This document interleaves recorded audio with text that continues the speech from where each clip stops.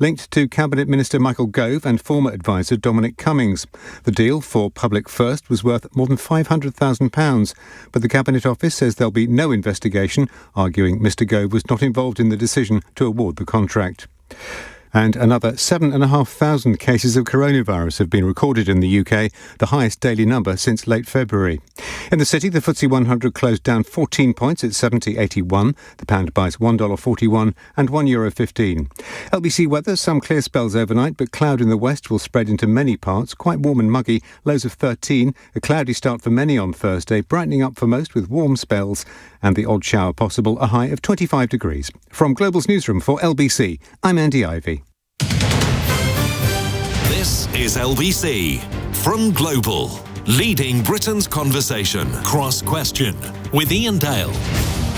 Hello, very good evening. It's Cross Question, our thrice-weekly political panel debate show. It's Wednesday. Our panel tonight consists of Damian Hinds, the Conservative MP for East Hampshire, former Education Secretary, Barry Gardiner, the Labour MP for Brent North, former International Development Secretary, Sonia Sodha, who writes a column for The Observer, and Anna Mikhailova, who is Deputy Political Editor of The Mail on Sunday. They're here to answer your questions on 0345 6060 973. And don't forget, you can watch us on the Global Player, on the LBC YouTube channel, website, or Facebook or Twitter feeds. So we'll crack on with the first question in just a moment. Call 0345 6060 973. Tweet at LBC. Text 84850. Cross Question with Iain Dale. This is LBC. And my producer just informs me I've demoted Sonia. Sonia, I do apologise. Chief leader writer for The Observer. Honestly, I'm so sorry about that. No, it's not a demotion at all, honestly. It's very confusing when people have more than one job title, so I'm very relaxed about that. It's purely because I did read your column on Sunday. Anyway, right, Nick. Thank you for sharing it. Nick is in Holland Park. Nick, what would you like to ask as our first question? Good evening, Iain, and hello, panel. I've actually heard the two of you. That's nice. I'll start with the LBC editor sanitised version, which is in the teeth of a global pandemic. Why is G7 not on Zoom? But if you don't mind, also my pithy original that I phoned in with, which was how are Joe and Jill fitting a 10-day quarantine into a 3-day trip? I quite like your original question, actually. Let's go to Barry Gardiner, who's nodding his head in agreement. Well, look, I think it was a very pithy original way of doing it, Nick. I do understand that negotiations do take place better in person.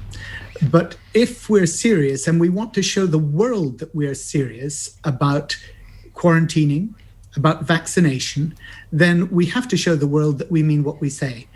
So I think your question's got a lot of bite to it. And certainly I understand the difficulties of doing things over Zoom. That's what we're doing here tonight. But actually, if you want negotiations, if you want to get down to it, and if you want to make a change in the world, I think the people need to be in the room. They need to eyeball each other. But that's why the safety and security precautions that they should have put in place to make sure that everybody is properly vaccinated, I'm sure have been absolutely world class. I suppose the problem here is that the general public look at this and they think, well, it's one rule for them and one rule for us. Yeah, that's exactly right, Iain, because, here we are, we're telling people you come in from a red-listed country and you have to quarantine in a hotel. You come in from an amber-listed country, you've got to quarantine at home. And yet here we are, we're saying, well, for these guys, because they happen to be, the G7 leaders, we'll make an exception. It's tough because the G7 does need to happen. And let's hope that what comes out of this G7 is an agreement on getting those vaccines out to every part of the world so that all of us are safe and that we can make sure that we're safe in this country from new variants that may develop elsewhere because we've been open, we've been global Britain, we've been generous, we've been getting the vaccines out to everybody else. It makes them safe, it makes us safe, and if the G7 achieves that, I'll forgive them their peccadillos. All of them. Anna Mikhailova, you'll no doubt be covering this over the weekend. These summits are quite difficult to cover for political journalists in many ways, aren't they? Yes. It'll be my colleague Glenn Owen actually going out to Cornwall. That's a sigh of relief for you then. So, but no, the lobby is going out there, and as Barry says, in a socially distanced way. Some of the summit is on Zoom, Nick. In fact, Narendra Modi says he's not going to fly in. He's not part of the G7, but he's part of this expanded G7 that Boris Johnson has put together of democratic countries. So because of the Indian variant, the spike in COVID there, he's decided not to fly out. But I think considering the importance of what they're meant to be discussing, so trying to get an agreement to vaccinate developing countries and ship more vaccinations around the world, trying to get a global agreement for travel as well is one of the things the travel industry certainly hopes is on the agenda. It is definitely better for them to be in the room in a socially distant, tested way, and to try and achieve those things for all of us. Damian Hinds, I'm sure you've been involved in a few summits in your time. Do you think this one should have gone ahead in a physical form? Yes, I do. In fact, I was struggling to find a word of what my honourable colleague Barry said that I could disagree with. He was bang on. Of course, this will, stick in some people's throat. This idea that, with all the difficulties that people have with travel, and we've seen the scenes from Portugal the last few days, they will say, well, why is this different? On the other hand, there have been some different rules for different purposes. through this, so football, for example, has had a different set of rules to allow Premiership football to go ahead, which is very important for sort of wider reasons for many people and in many communities. And I think on this occasion, the overriding objective, the potential prize of getting the world's richest, most powerful nations together in concert to make decisions for the good of the world, including in tackling this virus, fundamentally in tackling this virus. I think that is actually an overwhelming, overriding consideration. And there's a lot of hope and expectation riding on this summit this week, and I wish them well. Sonia Sodha, this idea that it's one rule for them and one rule for us, do you think this is... we saw it with Dominic Cummings in Barnard Castle. I suppose that was the last manifestation of this in the COVID crisis. But do you think that is going to catch on at all? Well, I think you're going to see a lot of agreement on the panel on this issue, Ian, in the sense that I think the Dominic Cummings example was completely different, actually, to this. These are, government heads meeting for very specific reasons, not just tackling the pandemic, but we saw that, very, I think, momentous announcement around agreement on a minimum global corporation tax, which I think was really significant. So these are people hard at work, doing the business of government, doing the business of cooperating with other governments. So I have sympathy for people's sentiment, because I think people are naturally, lots of people, quite hacked off. They've not been able to go on holiday for a year. They've been looking forward to it. They were told you'd probably be able to go this summer. Now it looks a lot trickier than that. So I can understand why people are a bit hacked off about it. But I guess I would emphasise that I'm sure others of your listeners will know from the last year that trying to do work over Zoom and work meetings, you lose something, and it's just not quite the same as meeting in person. And I think that's even more true for these sorts of global negotiations.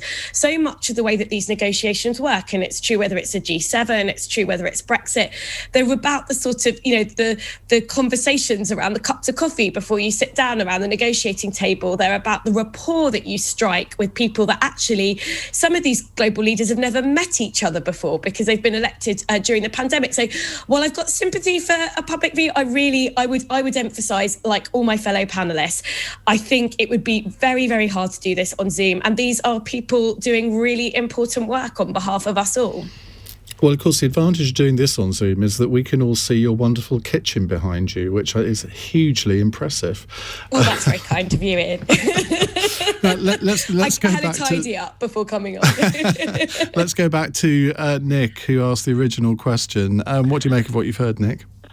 Well, Ian, I'm not surprised to hear that. I'm disappointed. Sorry, panellists, don't take this personally, but you circled the wagons predictably. And I think the issue is that you are of the political media class who think there's one rule for all of you, and including the G7 leaders. And, we can't go on holiday. We can't do all the things that we'd like to do. And they're more important than us. And I just don't think so. So you're all in it together, basically. I don't think any of us said that as individual human beings they were any more important than you or your friends and neighbours. That's absolutely not the point at all. The point is about what the world has to do to come together to tackle this virus and some other things, and it will just be more effective having people together. I mean, as Sonia was saying, or intimating, the challenge actually with these summits is quite often breaking through the point about people just reading out their prepared statement, which is very easy to do and gets you nowhere, is breaking through that and making that human contact. And yes, I totally understand what you're saying, how that's going to frustrate other people, but I, honest to God, don't think there's a substitute for it. And ultimately, it is all of us in every walk of life who stand to benefit if it goes well. I'm looking forward. It needs to be go on, clear. Barry.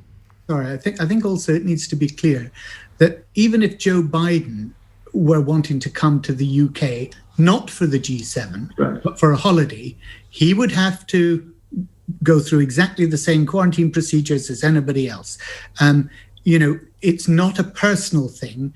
We are putting our leaders out there to act on our behalf.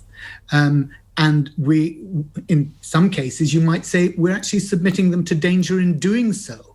But that's why it's important that we distinguish between what would happen to them in their personal capacity and what we're asking them to do for the sake of the rest of the world. Okay, well, I'm looking forward to having everyone back in the studio, hopefully from June the 21st, but that might be the subject of another question later, who knows. Thank you very much, Nick. Let's go to Raveen in Croydon. Hello, Raveen, what would you like to ask? Hi there, Ian and the panel. I'd like to ask, is the Queen portrait row a culture war confected by the right-wing media and politicians such as Gavin Williamson to divert us from what's really going on, such as £50 per student to get them to catch up compared to £2,500 in Switzerland per student? Okay, I think Gavin Williamson, the Education Secretary, took about 5 minutes before tweeting his reaction to this. Had you still been Education Secretary, Damian Hinds, would you have done that? Well, I'm not a big Twitterer, Ian, to be honest, and that is one stance I don't think I've ever regretted in my life. But, no. I mean, I think there are two things here. First of all, we should be very proud of our Queen, both as the monarch and the monarchy and her as an individual and the example she sets to us all. And I think portrait of the Queen has a rightful place in colleges and universities and elsewhere throughout our society. It's also true that since time began, or since universities began, I guess, or student unions began, students have found ways to do things to try and stir the pot and make statements which ultimately, don't make that much difference to the world turning, but they like to create a stir and they've created a stir with this. I'm not sure it's particularly helpful in trying to kind of tone down culture wars, which I would like to do, to take too much of a position on an individual student union. I don't have a position on that. If it was me, I wouldn't have done it. And as I say, I'm very proud of our Queen, what she stands for and her amazing work that she does on behalf of our country. Well, this story has developed in the last hour, I should inform you, that it's been revealed by the New York Times that the student behind this, a graduate student, is indeed an American, Barry Gardiner. Does that make this even more of a story? I want to go back to what Raveen said, because I think he's absolutely right.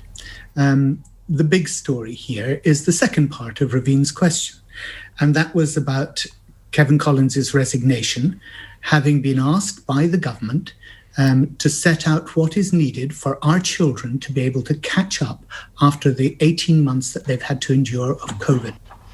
And he was very clear about it. And the government has been equally clear in rejecting it. And the result of that is that they will now be, according to Kevin Collins, between 10 and 24% behind. Now, that's not acceptable.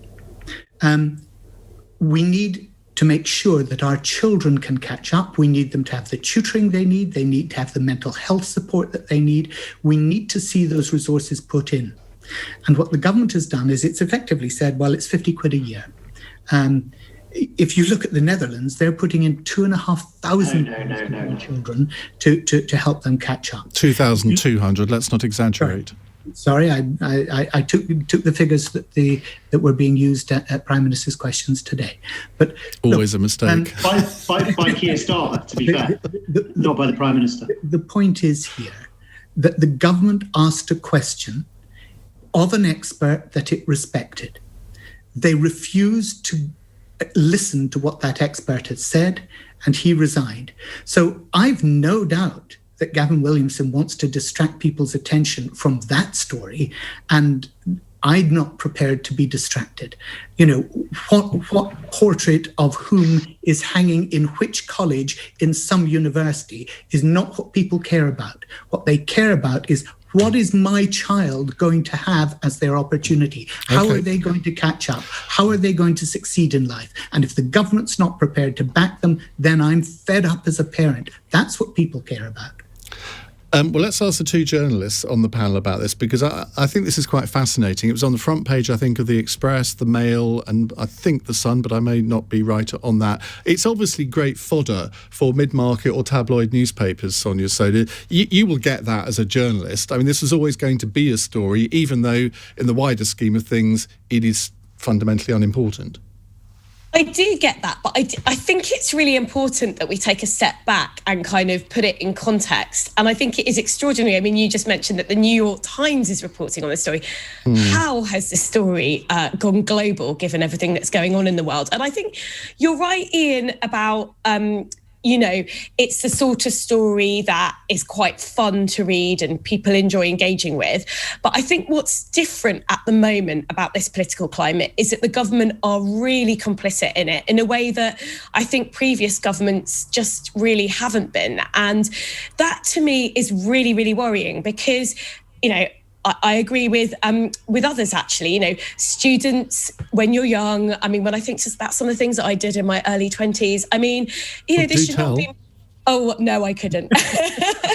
But you know, you're young, you're naive. I had some really politically silly views when I was that age, and they shouldn't end up on the front page of a newspaper, let alone, you know, whether a student common room decides whether to keep the portrait of the Queen that was put up sort of 5 or 6 years ago. But I think the troubling thing about the government sort of stirring this stuff up is I am a very optimistic person in terms of levels of conflict in our own society here in the UK. I think there is much more in common than divides us. And I think when you look at particular issues, for example, you know, anti-racism, most people in Britain abhor racism. Most people think it is actually harder to get a job if you're from an ethnic minority and you've got a name that people don't immediately recognise. There's so much common understanding around these things. And I think the trouble is when politicians step in and try and stir up that division because they think it's to their political advantage, and they're complicit with the media in that, I think that can lead to a very troubling, toxic debate. I think it is what Donald Trump did in the US, where you create some of these divisions that weren't there in the first place. Anna, we hear this phrase culture wars all the time nowadays, and Gavin Williamson was accused of stirring up a culture war over this. But for a newspaper, and the Mail on Sunday is obviously part of the Mail group, so I get that you might have to toe a bit of a party line here, but did it really deserve to be on the front pages of all of these different newspapers? Well, I mean, I think, you know, first of all, on the question of whether or not it was concocted to distract from the funding crisis in education. I mean, education wouldn't have been on the front page today. That wasn't part of the news cycle. It has been covered widely. This isn't a story that bumped that off or Kevin Collins's resignation off the front page. It is definitely a slightly perverse thing that a common room in a university deserves that much space. Since I started in Fleet Street, there's always been a perverse interest within the media, for whatever reason, specifically about what Oxford and Cambridge students are doing. And I think to huge swathes of the country, it looks completely bizarre. Anyone outside of Fleet Street probably looks completely bizarre. But it was a combination of that, the claim that the Queen's portrait should be removed for colonial reasons. The very, like it or not, this culture wars, it is a thing. It is something people talk about. It's a hugely contested issue with passionate views on both sides. And of course, Gavin Williamson stepping in and responding to it is what elevated it to the front page, I suspect. I was obviously not making those decisions, but when a cabinet minister weighs in and immediately responds like that, whatever his motivations are, of course that makes it a story, as does Lord Patton, the Vice-Chancellor of Oxford, weighing in and criticising it also makes it a story. So while, I think the students in question, and yes, it was tabled by an American, they have been accused of sort of almost trying to get on the front pages. I'm sure, I'm sure they were aware that it would be picked up, but probably didn't expect this kind of reaction. Raveen, a quick word from you.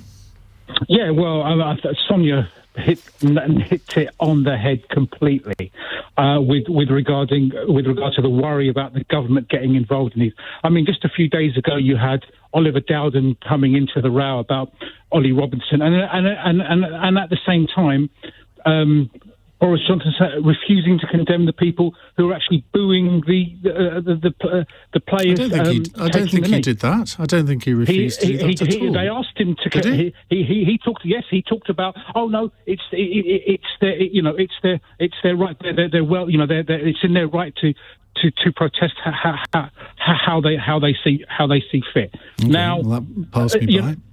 So maybe because he was asked a question, he gave an answer. I don't know, but. The simple matter of fact is this was the Middle Common Room, which is mostly, I think, as I understand it, full of overseas students who are ex-colonies of Great Britain who are paying a large fees to. So therefore, if they want to change the picture in the Common Room, they're allowed to. All right. Well, Raveen, thank you very much indeed. We'll take more of your questions in a moment. It's 21 minutes past 8. This is LBC.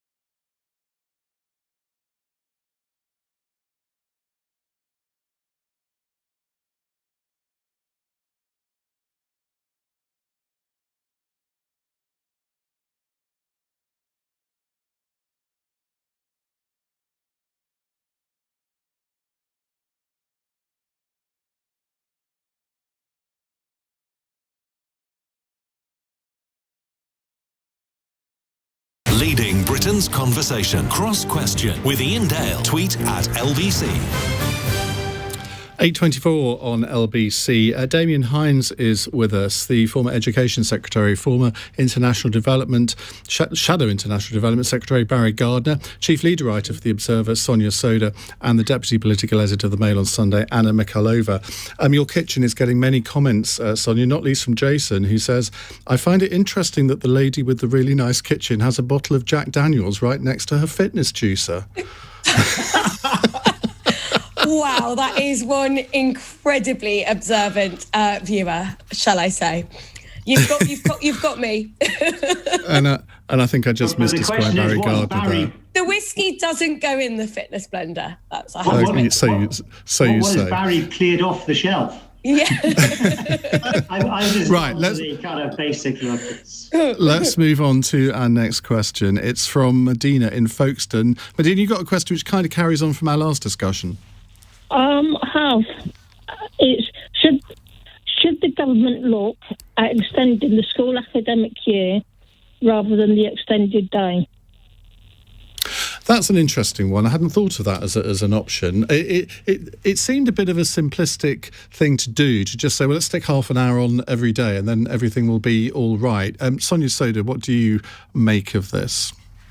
So as I understand it, and, I'm not the expert on education evidence, but I do really trust what Sir Kevin Collins says, who is the Tsar who resigned from government. I've written about education, even though I'm not across all the evidence. I have written about education for quite a while now. Kevin Collins is an incredibly respected man. He's not a partisan figure. He ran the Education Endowment Foundation, which the government set up to sort of be the arbiter on education evidence for 10 years. So he's incredibly well respected by everyone on all sides of the education debate. And his review did find that there is evidence that extending the school day by half an hour. There's no silver bullet in this, but it would contribute to helping to close the gap in attainment that has widened between children from more affluent families and less affluent families as a result of the pandemic and as a result of the unequal learning loss that we've seen from kids learning from home for so long this last year. So I am in favour of it purely because the guru of education evidence says it should be part of the package. But I think rather than get fixated on one thing, I think it's a very intelligent question that your listener asked just there. And I think it is the thing that the experts should be concerning themselves with. But I think that rather than get hung up on, should we do a particular thing or should we do another thing? I think it's important to take a step back and say, there's no one silver bullet. Children have missed, they've missed a huge amount of being in school in person. And we know the gap has got worryingly wide. And so the question really here is about scale and size of the ambition. I was gutted as somebody who writes about education, who cares desperately about the life chances of kids in this country. I was really gutted actually to see the size of the package that the Chancellor agreed. It was, a tenth of what Kevin Collins had proposed. It's lacking in scale compared to some other international countries. And I think children and young people have had a really raw deal in this pandemic, because when you think about the really long-term costs, who's going to pay the really long-term costs? It will be children and young people who have had to spend a year or much of a year learning from home. Students as well, university students, I think they've been treated terribly by this government. There's been no coordination from government, no rent rebate for students who are taking on £1,000 of debt a year, who have spent, again, much of the academic year at their parents' houses. So I think we really need to have a very big conversation about what we do for this generation of children and young people. And at The Observer, we've taken a very strong line on this. All along, we've been saying, why aren't we doing more? We understand there are constraints. Why aren't we funding more at-home technology? Why didn't we put on a programme of outdoor structured activities for children and young people last summer? And, this is not a party political point. It is just that it is depressing to look at this Education Secretary and this Department for Education and see the lack of imagination, scale of ambition for children and young people. It really hurts me to see it, actually. Damian Hinds, isn't the truth of the matter the fact that Gavin Williamson has no political capital to spend and therefore was never going to get much money out of the Treasury?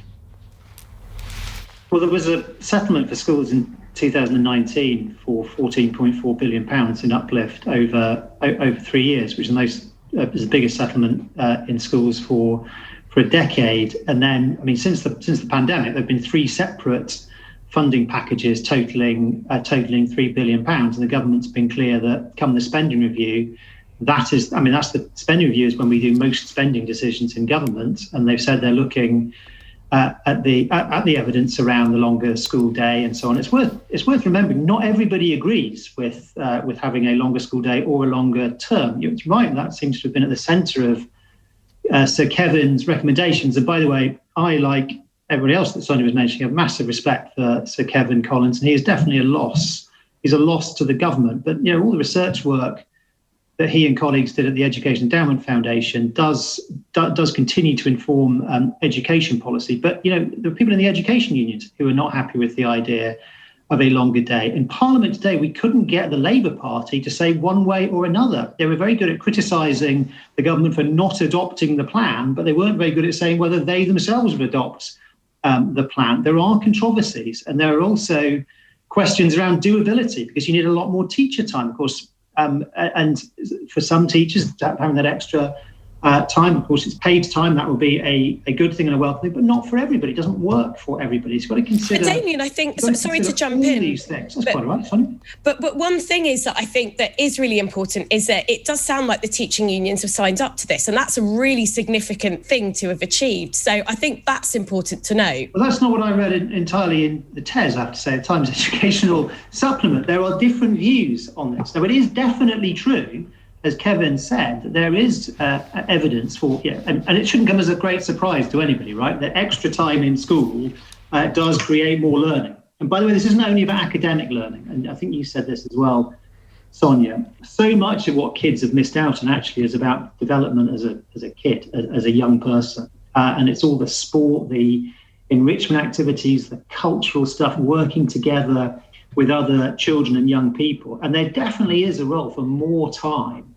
to be provided to do some of those things, as well as some of the academic catch, which, by the way, the tutoring programme will do a lot of. And this tutoring programme is both unprecedented and unparalleled. I understand it's going to be the biggest tutoring programme in the world. It is an ambitious thing. And that itself, by the way, has challenges, because there weren't 100,000 tutors hanging around before this pandemic waiting for an employment opportunity. They were all busy. So, we need to find more people to come into this big effort. It's got to be a big national, society-wide effort to do everything we can to support this generation of young people. And specifically on the resourcing, this question around extra time for school, potentially, including for all those non-academic development things, I expect we will hear more come the spending review.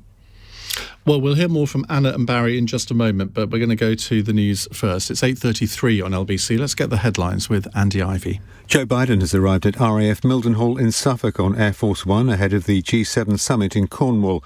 The US president is due to meet the Prime Minister tomorrow for face-to-face talks. But Boris Johnson insists the summit won't be overshadowed by his row with the European Union over the Brexit deal's impact on Northern Ireland.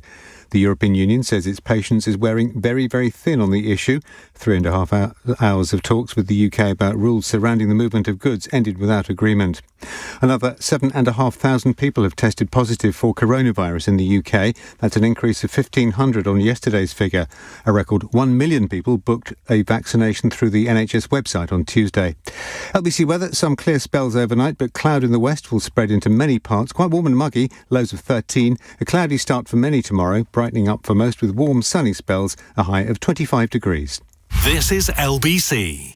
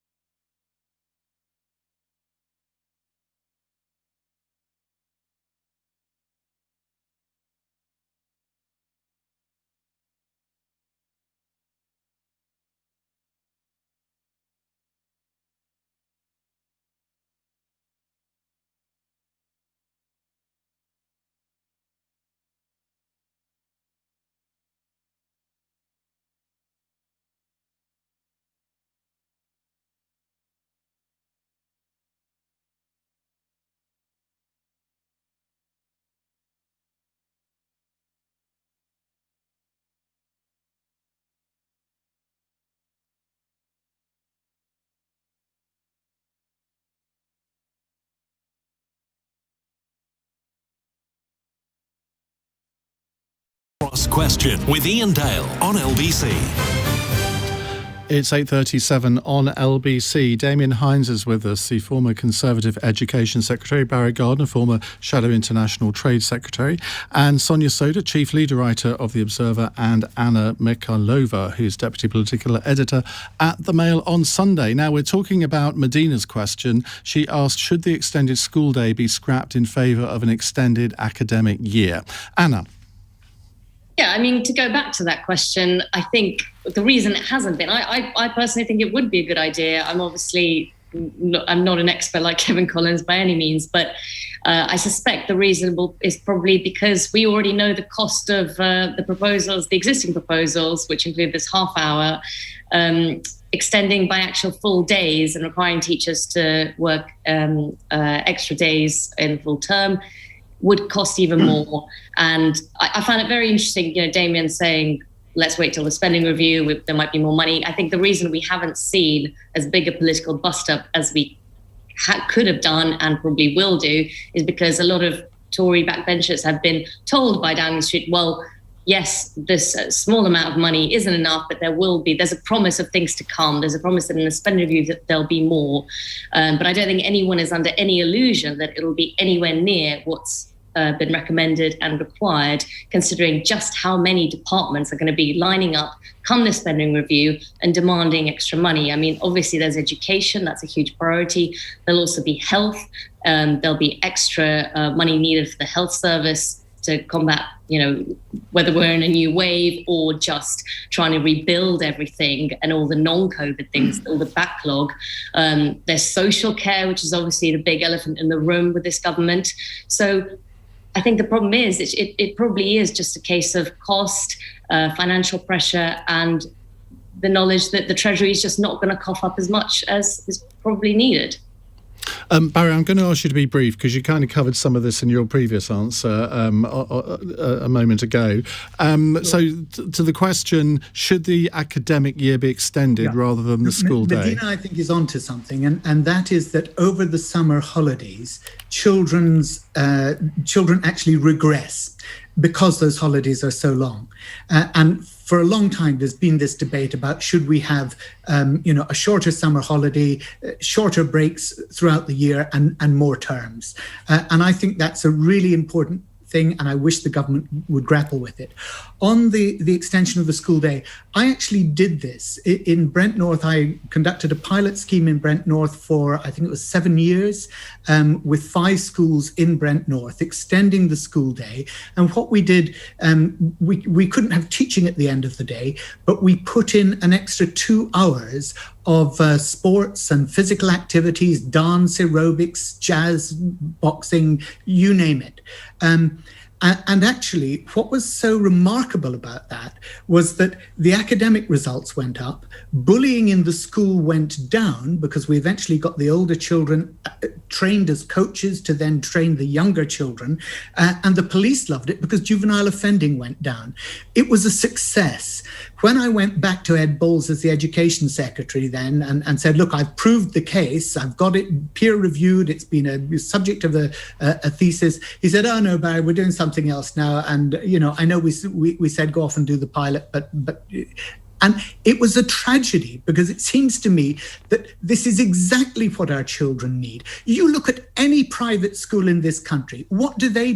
In the afternoons, their kids go out, they've got orchestras, they've got choirs, they've got games, they've got drama, they've got all these enriching activities, and then they come back into lessons at about 4:30 and go through. Now, if we could do that, we'd also liberate families so that the school day was in tune with the working day. That means mums, on the whole, who stay at home until their kids are about 15 because they don't want to have their kids having to let themselves back in after school, would be liberated to get out back into the workplace if they wanted to. There's so many benefits of this, and I just wish the government, whichever government, would appreciate it. Damian, I feel duty-bound, Iain, to remind Barry that it's not only private schools do that. Lots of state schools do that as well, and it's not unique to Brent North.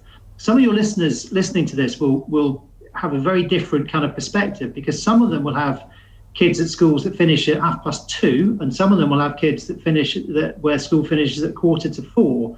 And so a lot of schools do breakfast clubs, do lots of after-school provision. You can make exactly the kind of consideration that Barry's talking about, and some don't. So when we talk about just adding half an hour to the school day, it means very different things depending on what you're... No, I'm not saying you were saying that, but this is what this broader debate is. Okay. Right, we need to move on. Starting points for different kids. Okay, we need to move on. Medina, thank you very much. Let's go to James in Watford. James, hi, what's your question, please? Good evening. If one England player refused to take the knee, would the panel support that decision? Anna Mikhailova. I think... I thought Gareth Southgate's position yesterday was very well put. It is up to, it's not just up to footballers to think about football. Sport has always been very politically important and charged even. So if one wouldn't, I think it's less their own, for me, it's less what they personally decide, whether they decide to take the knee or not take the knee. It's really the reaction of the crowd. If they start to boo them for not taking the knee, I think that would be rather shameful. And similarly, if they boo them for taking the knee, that would be shameful as well. Okay, Sonia Sodha, Wilfried Zaha from Crystal Palace, a black player, very good black player that they have, he stopped taking the knee towards the end of the season. I think I read somewhere yesterday that Brentford players are intending not to do so. The Croatian team is intending not to do so when they play England on Sunday. Would you support an individual player who decided not to? Can I just ask you, Iain, what the explanation, why the black player that you cited originally? I don't know very much about football actually, but why he said he wouldn't be taking the knee? Because I think that's important. I think he justified it by saying that he didn't feel that it had any impact anymore. That the whole when it started, it was making an impact, but he thought as time has gone on that it just wasn't anymore, and it was counterproductive. I'm putting words in his mouth, but I'm pretty sure that's what he said. That's really helpful. I do think, as a black player, if you don't feel it's having an impact, it is completely up to you whether you do it or not. And indeed, whatever the colour of your skin as a football player, I think it's up to you whether you do it or not. However, I personally do think I would never criticise a black player's decision not to do it, but I personally think, for me, it's a meaningful gesture to see players do that. And I do think that if a player chooses not to do it, maybe for reasons not so well articulated as that player we were just discussing, I do think that they might expect to come in for some criticism. And I think that's okay, because at the end of the day, this is about personal expression, isn't it? So just as it shouldn't be compulsory to do, I think people are free to criticise players who don't do it and to have a conversation about why that is. Okay, Barry Gardiner? I thought Gareth Southgate's letter to England was superb. And the point that he made is that football is a team game. And if the team decides that they are going to take the knee, then they decide it as a team. Now, I understand that some people may say, well, if it's become an empty gesture and the team decides that it's no longer having the power and the force that it once had, then that is a decision for the team to take. But I think it would be wrong for anyone in a team to say, well, you guys do what you like, I'll do what I like, because actually you've broken down the fundamental thing about playing a team sport. And that's that you're united, that you play as a team, that you work together. You are well versed in shadow cabinet team responsibility, aren't you, Barry? I think of all of those interviews that you did on Newsnight, on LBC, peddling a party line that I knew you never believed. I believe it. I've never leaked from shadow cabinet. I know. Damian Hinds, do you think? I mean, answer the question as well. Do you think that it might have been better to just end the taking of the knee at the end of last season and say, well, that's it? Because I can see trouble ahead on this soon. It's becoming, going back to what people were talking about before about a culture war. So in general, I'm not in favour of creating kind of tests and judgments for people and saying, will you jump over this hurdle that I have determined is going to be the test? And if you do, that is an approved action. And if you don't, it's not. Look, our priority should be on the actual racism that we need to stamp out. And thank God there is less racism in football grounds than there used to be when, Barry and I were growing up. But it still exists. And God, if you look at Twitter, I mean, it is just appalling what these players have to look at. I even think in the context of politicians, it's not so much whether politicians should have thick skin. It's like, should their kids have to look at that vile abuse? And I think about the children of football players. So, well, let's see what people are saying about daddy on social media. It is appalling. That is, I think, where our focus needs to be. As for individuals, I think these things ultimately do need to be an individual decision. I get what Barry says, and of course teams will have a team spirit and they will have team agreements, and we shouldn't try and interfere with that either. But ultimately, I think we do have to recognise that the way people try to express themselves sometimes is an individual thing. Okay. James, very quickly from you, do you think would you have sympathy with an individual player who didn't take the knee? Yes, I absolutely would. I think if that's the decision, there's one thing guaranteed to devalue the gesture of taking the knee is to make everybody do it, because you'll never know who is doing it because they really believe in it and who is doing it because you're telling them to do it, and it's purely compliance. I don't think a footballer needs to have a good reason or any particular reason not to do it, because then you're kind of saying, well, depends on how you're a good person if you can come up with a good reason for not doing it. Well, I just don't want to do it. That would be a decision in itself. So I think if it comes down to individual conscience, I think that's fair enough. But I also see trouble ahead on this, because once you allow sport to be politicised and you open up a space for that, you'll get all sorts of other political issues coming in, and they'll get far more complicated than this one. I suppose it's whether you think taking the knee is a political gesture or a cultural, societal gesture, but that's maybe a subject for another day. In fact, we might come back to that after 9. James, thank you very much indeed. It's 8:49. This is LBC.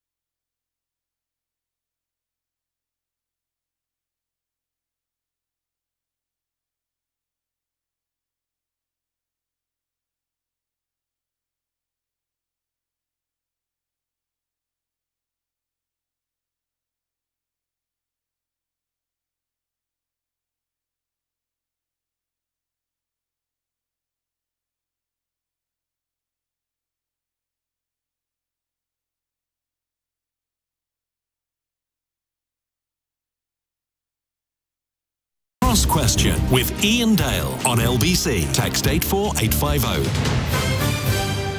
8:52. Our next caller is Harry in Waltham. Hello, Harry. Good evening, Ian. Good evening, panel. I should say Waltham Forest, actually. What's your question, Harry? Yes, indeed. I used to live there. I ought to know.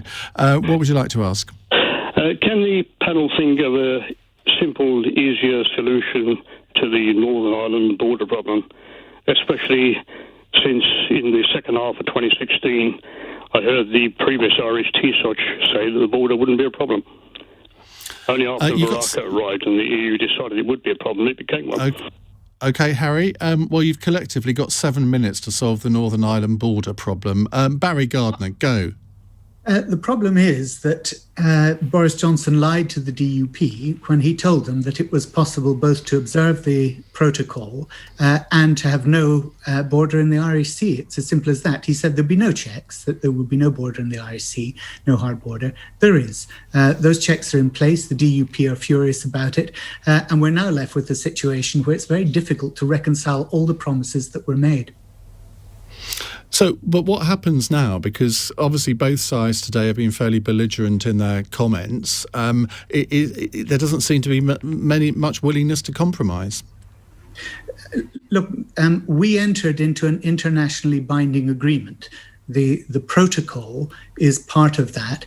And not only that, but you have to look back to the Good Friday Agreement and say that this is the foundation of peace in Northern Ireland.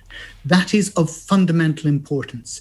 And I think it was one of the most irresponsible things in British politics that Boris Johnson did not take the trouble to tell the truth to people about what would happen if you tried. No, sure. I get all of that, but we have to look to the future and as to what can be done now. And if there is no willingness to compromise on either side, then there is only going to be a bad outcome to this. No, sure. In that case, we have to accept that the position that we have signed up to means that there will be those checks when goods are transferring from the rest of Britain into Northern Ireland. That's part of what we signed up to in that protocol. And of course, Theresa May knew that all along. Many Conservative members knew that all along. Boris Johnson threw them out of the party. Okay, Sonia? I'm going to be the dreaded person on the panel who says, well, there is it's politically unpalatable, but the simple solution to this conundrum would be to still have Brexit, but to renegotiate a softer Brexit with the EU, where we're still a member of the customs union and the single market, which is the problem with a hard Brexit. Wasn't that what I asked for at the time? The problem with a hard Brexit is there's just a conundrum here. You can't have all three things of no border on the island of Ireland, no border checks in the Irish Sea, and the EU protecting the single market. We can shout, we can stamp, we can cry about it. That is the nature of the Brexit dilemma, even if the Prime Minister did, as Barry says, lie about it to us, which he very much did. So I agree with Barry, actually. You either have to accept the international agreement that we signed up to, or we go back to some sort of drawing board. But I'm telling you, what is not sustainable is just sort of ignoring the problem, not standing by the international agreement that we signed, which was for there to be checks in the Irish Sea, regardless of what the Prime Minister said, that it didn't say that. Something's got to give here. But the situation we're in, where no side is budging and the UK is refusing to stand by this international agreement, it's so politically irresponsible, given some of the unrest that we've seen in Northern Ireland. Stuff that nobody wanted to see, whether they voted for Brexit or against Brexit in recent months. Anna. Well, first of all, the talks have not collapsed. They haven't gone anywhere, but it is important they're ongoing. David Frost is taking quite a hard line with all this, accusing the EU of purism and sort of taking a stance that he's not going to budge. If you remember the Brexit negotiations, this was exactly the kind of approach he took before. It was eventually, it did bring success of trying to actually get a deal. So David Frost is very much taking that strategy used with the EU before and applying it now, probably thinking that it worked, it got them what they wanted last time, so it'll probably work this time. Of course, the EU is acting very tough as well. But, you know, bringing Theresa May in at all, yes, she tried, she warned about it, she saw the signs, but ultimately it was her failure at the negotiating table that potentially got us into this situation in the first place, and her weakness at it, who in giving concessions that ended up playing out into this situation.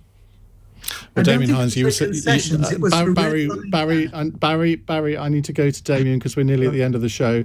Damian, you were around that cabinet table, but let's not look at the past. Where does this go from here?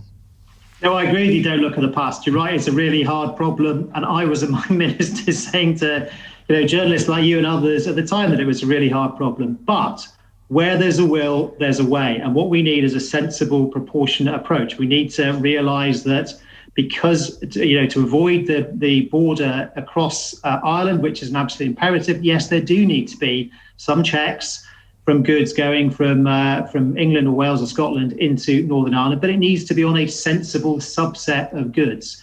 We need to recognise, and the European Union needs to recognise, that yes, the UK is no longer in the EU rules, Northern Ireland is, and that creates a difference. But clearly, Britain is a country with very high food standards. And by the way, up until very recently, subject to exactly the same food standards as the European Union, as we stand here today, or sit here today, haven't really changed. So therefore, it is possible to make this work. I do fully expect a breakthrough because I think there's goodwill on both sides. And I believe, and I hope, and I pray that everybody puts the Northern Ireland settlement, peace and the Good Friday Agreement at the very top of the list of priorities. If they do that, they can make it happen. Right, final text question, and you can give one-word answers to this if you like. This is from Shirley in Middlesbrough. Would Gareth Southgate make a better Prime Minister than Boris Johnson? Sonia?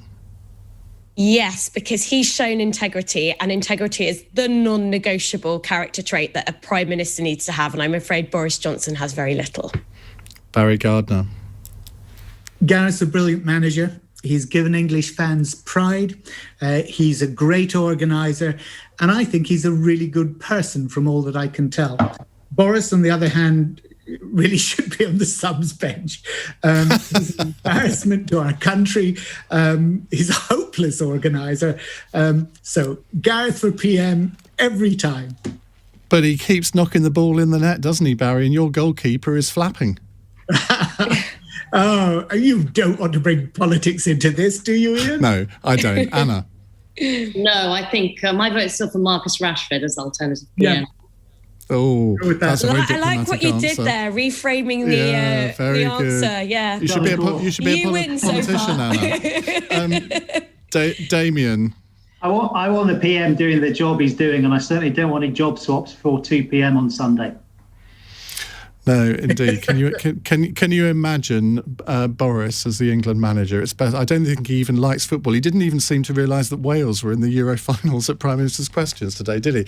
Anyway, Anna Mikhailova, Damian Hinds, Sonia Sodha, Barry Gardiner, thank you so much for joining us. And if you missed any of today's programme, it's available on the Cross Question podcast in an hour or so's time, or you can watch it again on Global Player or the LBC YouTube channel. Coming up in a moment, we are going to be talking about that letter that Gareth Southgate wrote to the nation last night. I want to get your views on it. I thought it was a marvellous example of someone able to explain what patriotism is all about. And yet people who haven't read it seem to think it's all about taking the knee. It wasn't, was it? 0345 6060 973. You're listening to LBC. I'm Iain Dale. It's 9:01. On your radio, on Global Player, and Play LBC. leading Britain's conversation. This is LBC. From Global's newsroom, Joe Biden has landed in the UK on board Air Force One ahead of the summit of G7 world leaders in Cornwall on Friday. The US president is due to meet Boris Johnson for face-to-face talks tomorrow. Mr. Biden has been addressing US service personnel at RAF Mildenhall in Suffolk. This is my first overseas trip as President of the United States. I'm heading to the G7, then to the NATO ministerial, and then to meet with Mr. Putin to let him know what I want him to know. The US has agreed to buy 500 million doses of Pfizer's COVID-19 vaccine for other countries. They'll be distributed to more than 90 lower-income nations. The EU has threatened to begin a trade war against Britain if it fails to implement checks on goods entering Northern Ireland. Ministers have refused to rule out a unilateral delay on inspections of British-made chilled meats due to come into force at the end of the month. Speaking from Ireland, Fine Gael's spokesperson for European Affairs, Neil Richmond, says he agrees with those in Brussels who say patience is wearing very, very thin. The notion now that the UK is a trustworthy partner, I think, is redundant in European circles, and it's very difficult for us in Ireland who are trying our best within the EU. We've always said we'll be the UK's best of friends, but our colleagues on the continent are absolutely fed up with the British government that have unilaterally breached this agreement. The UK has recorded its highest number of new coronavirus cases since late February. As some scientists say, there remains the risk of a substantial third wave of COVID-19. Another 7,500 infections have been confirmed in the latest 24-hour period. Figures also show a record number of coronavirus vaccine appointments were booked yesterday. More than 1 million people signed up for a jab in England after the rollout was extended to people aged 25 to 29. The 6 Premier League clubs which joined the failed European Super League are to make a combined goodwill payment of £22 million to support grassroots football and community programmes. Arsenal, Chelsea, Liverpool, Manchester City, Manchester United and Tottenham have been warned if they try anything like it again, they'll be docked 30 points and be fined £25 million. In the city, the FTSE 100 closed down 14 points at 70.81. The pound buys $1.41 and €1.15. LBC weather, some clear spells overnight, but cloud in the west will spread into many parts. It'll be quite warm and muggy with lows of 13. A cloudy start for many on Thursday, brightening up for most with warm sunny spells, but the odd shower is possible. A high of 25 degrees. From Global's newsroom for LBC, I'm Andy Ivy. This is LBC from Global, leading Britain's conversation with Iain Dale.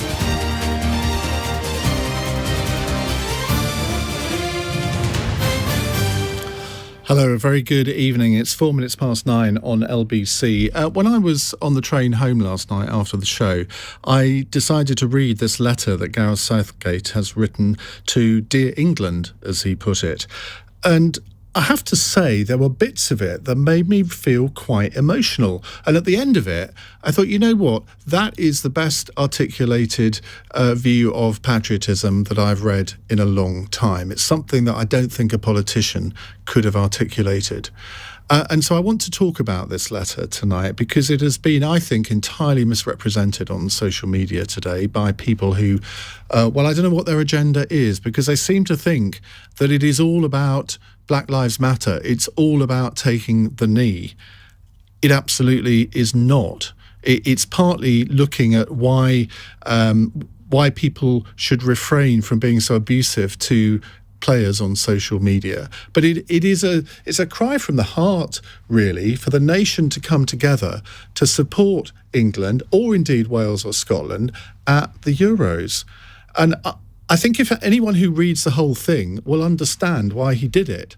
But of course, a lot of the people who comment on social media they just can't be asked to read it. And they just comment on what they think it says. They think that Gareth Southgate is saying, well, all the players have got to take the knee, and this is the reason. It doesn't do that at all. So I want to ask you if you have actually read it. I want to ask you what we can learn from this letter, what we can learn about ourselves as a country as well. And what does patriotism actually mean? Because, as I say, I think he articulates it quite well. I'm going to read a couple of acts. I'd love to read you the whole thing, but my producer worked out it would take me 10 minutes to do so, and I don't think we can really do that. But I do want to read out a couple of passages from it, because at least it'll give you a flavour of what he's trying to do. So, this is the third paragraph. He says, "There's something I tell our players before every England game, and the reason that I repeat it is because I really believe it with all my heart. I tell them that when you go out there in this shirt, you have the opportunity to produce moments that people will remember forever. You're part of an experience that lasts in the collective consciousness of our country. We saw that during Russia 2018 with the street parties, the barbecues, and with every drop of beer thrown into the air in celebration. When England play, it's not a few thousand or even a few million watching on subscription. You're representing more than 50 million people. You remember where you were watching England games and who you were watching with and who you were at the time." And he's so right on that, isn't he? I remember watching the 1990 World Cup semi-final. I was working as a financial journalist. I was with 800 insurance brokers in Nottingham.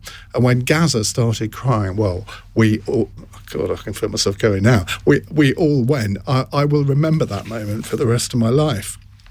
Now, he continues, like with our own memories of watching England, everyone has a different idea of what it actually means to be English, what pride means. For me personally, my sense of identity and values is closely tied to my family, and particularly my granddad. He was a fierce patriot and a proud military man who served during World War II. The idea of representing Queen and country has always been important to me. We do pageantry so well in Britain, and growing up, things like the Queen's Silver Jubilee and royal weddings had an impact on me. Because of my granddad, I've always had an affinity for the military and service in the name of your country, though the consequence of my failure in representing England will never be as high as his. My granddad's values were instilled in me from a young age, and I couldn't help but think of him when I lined up to sing the national anthem before my first international cap. My belief is that everyone has that pride, and that includes the players. What is sometimes forgotten is just how much it means to the players. Players are fans too, after all. That's how it starts. It starts with kids sitting in front of TVs with wall charts and heroes. This is a special group, humble, proud and liberated in being their true selves. Our players are role models. And beyond the confines of the pitch, we must recognise the impact they can have on society. We must give them the confidence to stand up for their teammates and the things that matter to them as people. I've never believed that we should just stick to football. I know my voice carries weight, not because of who I am, but because of the position that I hold. At home, I'm below the kids and the dogs in the pecking order, but publicly, I'm the England men's football team manager. I have a responsibility to the wider community to use my voice, and so do the players. So what do you make of that? 0345 6060 973 is the number to call. Well, Jake Richards is a columnist for Labour List and a barrister. He wrote in Labour List today an article headlined, "What Can Labour Learn from Gareth Southgate's Letter to England?" I'm slightly more interested in what the whole country can learn from that. Jake, very good evening. What were your conclusions after you read that? I mean, you probably heard that. I was actually getting quite emotional reading that.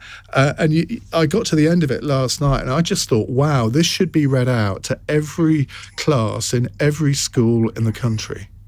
No, good evening, Ian. I actually saw your tweet yesterday evening and that made me read the article, and I had the same reaction as you.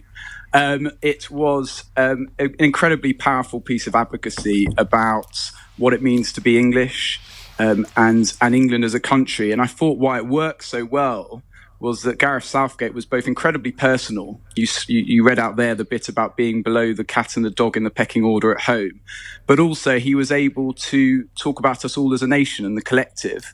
And that storytelling, that ability to tell both personal stories about what is important to him, but also what is important to us all, the values that we share, is what made that article so powerful.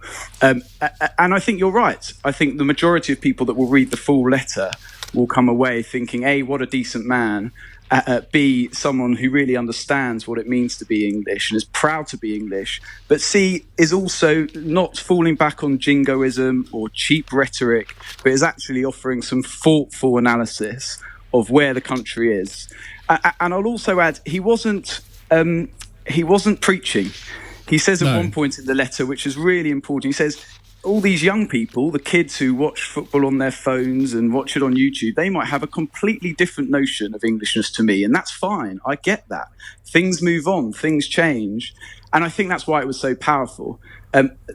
In terms of what it means for politics, and I know you want to concentrate on what it means for us as a nation, but just in terms of politics, I think what is interesting is it's very difficult for politicians to make that same argument, because fundamentally the public see politicians too often as simply looking for their vote.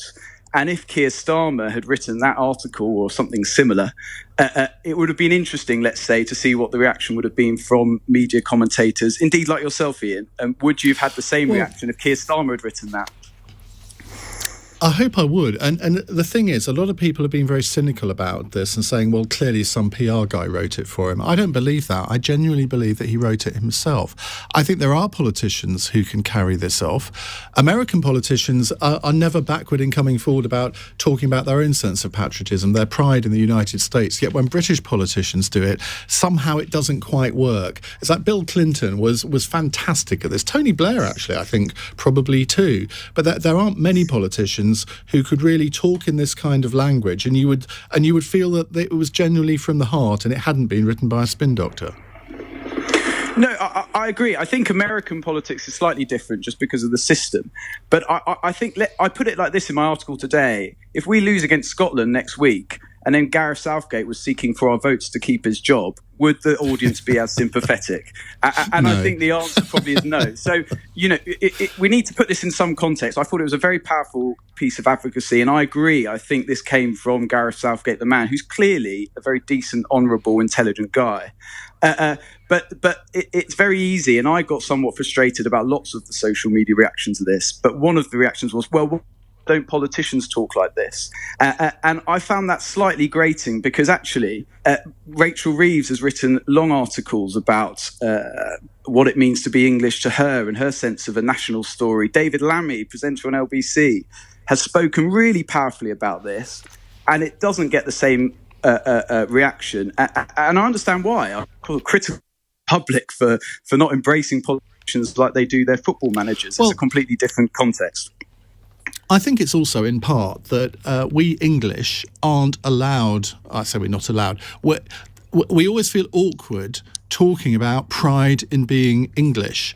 It seems to be more acceptable to say, well, I'm proud to be British, but if you say you're proud to be English, there's always that hint that people are going to think, oh, well, that's a bit dodgy, and I bet he flies the flag of St George outside his house or something, and clearly that's wrong. I mean, Emily Thornberry obviously would think so. Cheap jibe there, I know. And I don't understand why this is, because every nation in the world can look at their history and think of things that they have done wrong in the past, but that doesn't mean to say that you have to stop being proud of the nation that you are today. And I think we have every reason to be proud of ourselves, whether we're English, Welsh, Scottish or Irish. Why is it that Scottish people are allowed to be very vocal and proud of their nation, quite right too, the Welsh the same, the Irish even more, and yet the English, we're always made to feel guilty? I've never understood why that is. No, I agree. And I think that has been a problem, especially in the late 20th century, that the St George's flag and that English patriotism was shrouded or treated with a real anxiety with certain incidents and events that occurred. I think actually, since then, that has changed a bit, although perhaps the Brexit, and I don't want to use the B word, but that debate and the toxic nature of that debate somewhat changed that. And that's a shame. It's a great shame. And I'm no fan of Boris Johnson, Ian, but what he was able to do in the 2019 election, I think, it is convince voters that he was proud of being British and English and gave them that confidence to vote for him. And I think my article today was arguing that Labour needs to not only tell a story about what it means to be English, because actually writing it down on a piece of paper and making a speech is the easy part. They've got to show it. And that's much harder, and that takes a lot of time. And it's very hard at the moment when these, in inverted commas, culture wars are taking place every day of the week. And so it's a very difficult task for the Labour leader. Just listen to this text from Jason in Plymouth. Absolutely gutted that I can't watch England for the first tournament as I'm not supporting Southgate or the players kneeling to the Marxism bandwagon. Racism is wrong, but keep politics out of sport. I would say to Jason, now you tell me what you would say to Jason. Well, I would first of all tell to Jason to read the letter that Gareth Southgate has written and hear Gareth Southgate talk about this. And then if he maintains that view following listening to Gareth Southgate's explanation as to why the players are doing this, then I'm afraid he has to take a long, hard look in the mirror, because this has nothing to do with Marxism. The idea that Harry Kane is reading the Communist Manifesto in between preparing for games is obviously absurd. This is about a group of lads, young lads, who aren't political, who are taking a stand because they themselves, all their friends, all their teammates have suffered racist abuse. And this is the means by which they want to do it. And if that is the means they want to do it, then they should be respected and indeed supported in doing that. And I'm afraid Ian Wright put it brilliantly on TV. These people who say, oh, it's to do with politics, it's disingenuous, totally disingenuous. Booing people taking a stand against racism is one of the most political acts you can do. So look, read the letter, listen to the players, and then, have a long, hard think before you decide not to support the England team. And you're going to miss out because we've got a good team, and I'm feeling pretty confident about it. Well, I just don't understand the mentality because this isn't a political thing. You have to differentiate between the movement, and yes, you're right, it is a Marxist movement, Black Lives Matter. And if I thought that they were kneeling to a Marxist pseudo-communist movement, I'd be with you, Jason. But they're not. They're just saying that that this is a sort of social construct. It's not a political gesture. They're not supporting the Black Lives Matter organisation. They're supporting the whole concept. And surely anybody who isn't a racist can sign up to that, can't they? I would have thought so. Thank you very much indeed. And Jake, thank you very much to you. That's Jake Richards. You can read his article on Labour List. 0345 6060 973. What does patriotism, or is it patriotism? I think it's patriotism in this country, isn't it? What does that mean to you? It's 18 minutes past 9. This is LBC.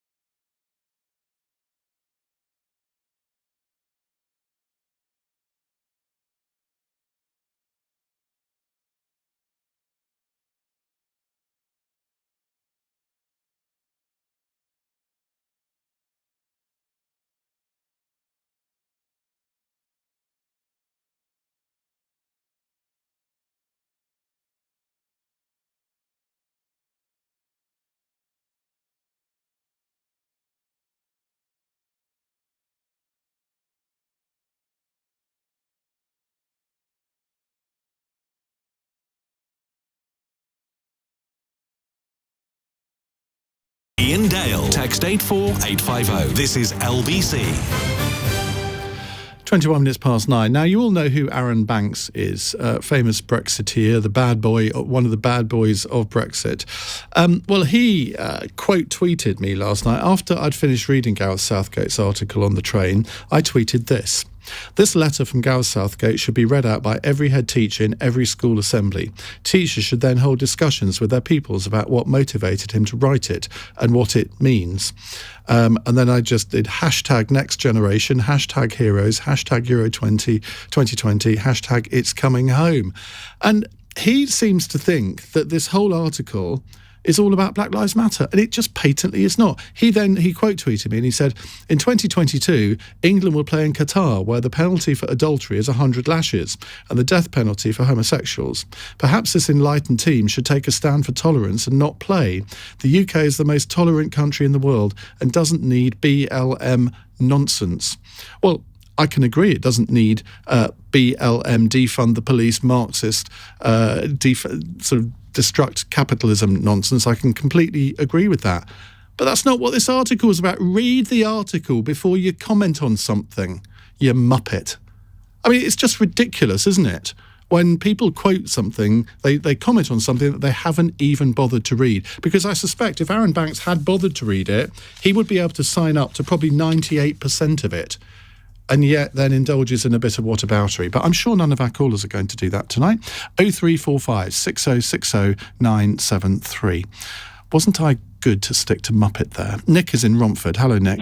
Hi, Ian. Hello. I want to say, if you want to sum up English patriotism, it's all about fairness. I think that really sums up the English nature. They were fine words that you read out, but I don't believe any of them players believe in any of them.